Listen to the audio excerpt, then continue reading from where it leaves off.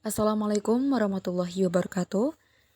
Jadi pada video kali ini kami kelompok 2 dari kelas 10E yang beranggotakan Anggun Trinabila, Fania Agustina Putri, Fani Rahmawati, Grayson Olivia Kartika, Hanun Khairunisa, dan Lufiana Nikmatulaili akan membahas bab 6 dari mapel geografi tentang fenomena geosfer, litosfer, dan pedosfer.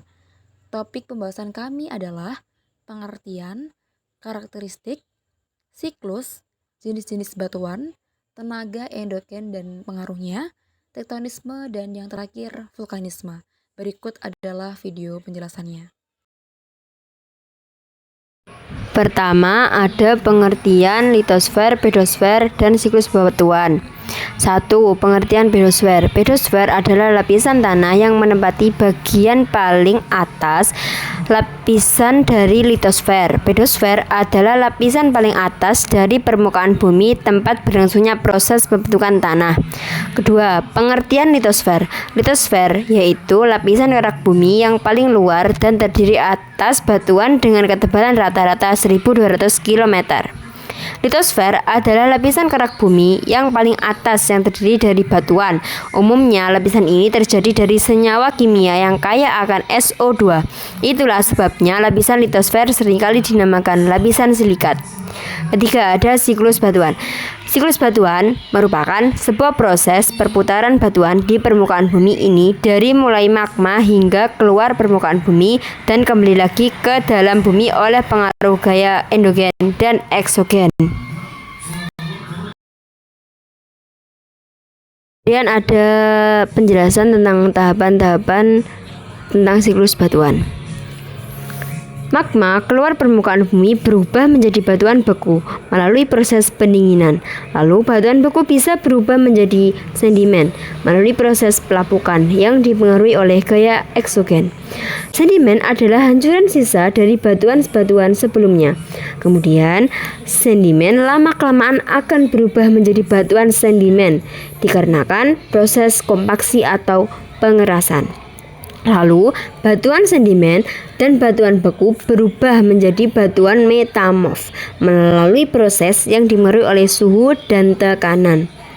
Kemudian, batuan metamorf dan batuan lainnya akan kembali menjadi magma melalui proses peleburan atau melebur, dan magma akan kembali lagi menjadi batuan. Nah, proses tersebut itu akan terus berlangsung atau berulang-ulang. Jenis batuan pembentuk kulit bumi. Batuan penyusun litosfer ada 3, yaitu batuan beku atau igneous rock, batuan sedimen, dan batuan metamorf. 1. Batuan beku atau igneous rock adalah jenis batuan yang terbentuk dari magma yang mendingin dan mengeras dengan atau tanpa proses kristalisasi, baik di bawah atau di atas permukaan bumi. Contoh batuan beku adalah batu apung, batu andesit, batu konglomerat, batu pasir, batu gamping, batu sekis. Batuan beku paling banyak digunakan sebagai bahan bangunan. 2. Batuan sedimen. Batuan sedimen merupakan suatu batuan yang terbentuk dari hasil pemadatan pada endapan berupa bahan lepas.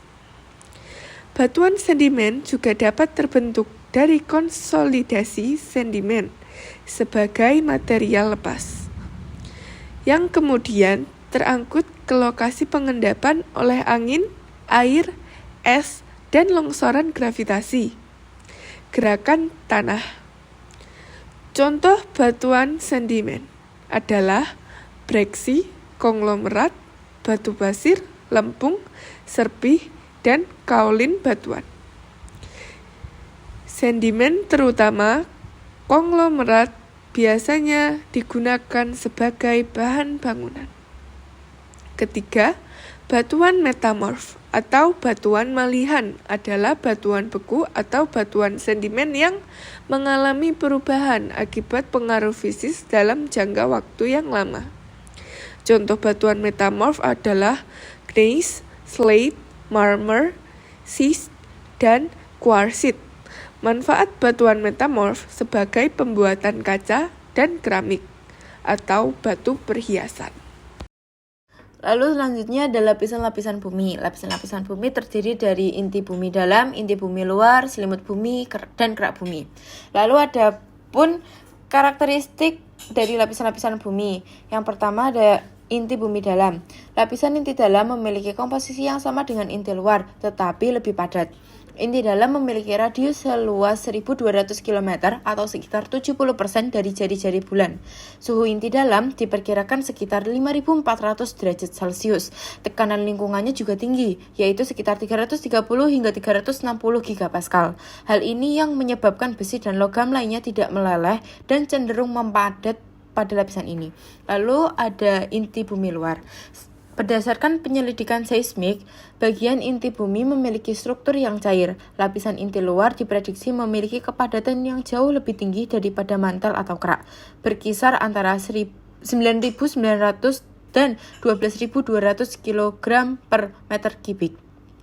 Inti luar memiliki ketebalan 2.300 km dengan radius kurang lebih 3.400 km. Inti luar dibentuk oleh besi, nikel, dan sejumlah elemen ringan. Diperkirakan lapisan ini memiliki suhu 4.030 derajat hingga 5.730 derajat Celcius. Lalu selanjutnya ada selimut bumi. Selimut bumi ini terdiri atas dua bagian, yaitu mantel atas dan mantel bawah. Menurut BIS, lapisan ini membentuk 84% volume bumi. Volume atas membentuk litosfer dan kerak bumi yang membentang di kedalaman 7 hingga 450 km. Kemudian zona transisi di kedalaman 410 hingga 660 km. Lalu lapisan selimut bawah yang terletak di kedalaman 660 hingga 2891 km. Suhu lapisan ini juga tinggi, yaitu sekitar 500 derajat hingga 900 derajat Celcius pada selimut atas dan 4000 derajat Celcius pada selimut bawah. Lalu yang terakhir ada kerak bumi. Kerak merupakan lapisan terluar dari bumi dengan ketebalan sekitar 5 hingga 70 km. Lapisan ini baru muncul 100 juta tahun setelah bumi terbentuk. Dalam studi yang dipublikasikan oleh Universitas Riau atau UNRI, kerak bumi terbentuk atas 3 jenis batuan utama, yaitu batuan beku, metamorf, dan sedimen. Meskipun kerak membentuk seluruh permukaan bumi, termasuk benua dan samudra, lapisan ini hanya membentuk 1% dari seluruh volume bumi. Selanjutnya kita akan bahas tentang tenaga endogen. Yang pertama kita akan bahas pengertiannya terlebih dahulu. Tenaga endogen atau disebut juga tenaga konstruktif adalah tenaga yang berasal dari dalam bumi.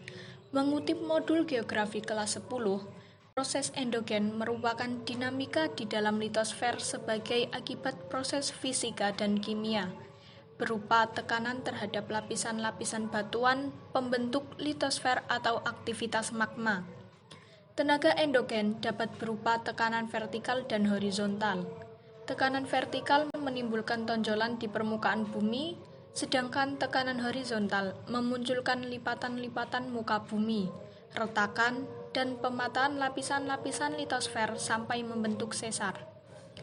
Kemudian tenaga endogen tersebut meliputi tektonisme, seisme, dan juga vulkanisme. Selanjutnya ada tektonisme. Tektonisme adalah proses yang terjadi akibat pergerakan, pengangkatan, lipatan, dan patahan pada struktur tanah di suatu daerah. Yang dimaksud lipatan adalah bentuk muka bumi hasil gerakan tekanan secara horizontal maupun vertikal yang menyebabkan lapisan permukaan bumi menjadi berkerut dan melipat. Lalu ada pula jenis lipatan tektonisme. Ada 5, yaitu tegak, miring, rebah, menggantung, dan insoklinal. Lalu selanjutnya ada jenis tektonisme. Yang pertama ada tenaga epirogenesa, yang merupakan tenaga yang menyebabkan perubahan permukaan bumi berupa pengangkatan atau penurunan dalam wilayah yang luas dan terjadi dalam rentan waktu yang sangat lama. Epirogenesa dibagi menjadi 2, yaitu epirogenesa positif dan epirogenesa negatif. Lalu ada yang kedua ada tenaga orogenesa. Adalah tenaga yang menyebabkan lempeng tektonik bergerak dalam rentang waktu yang relatif singkat dan mencakup wilayah yang lebih sempit. Proses ini dapat menghasilkan lipatan atau fault dan patahan atau fault. Lalu yang terakhir ada dampak tektonisme. Dampaknya ada dua, positif dan negatif.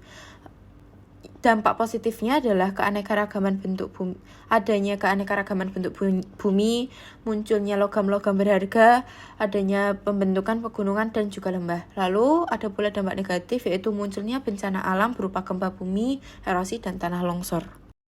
Selanjutnya adalah vulkanisme.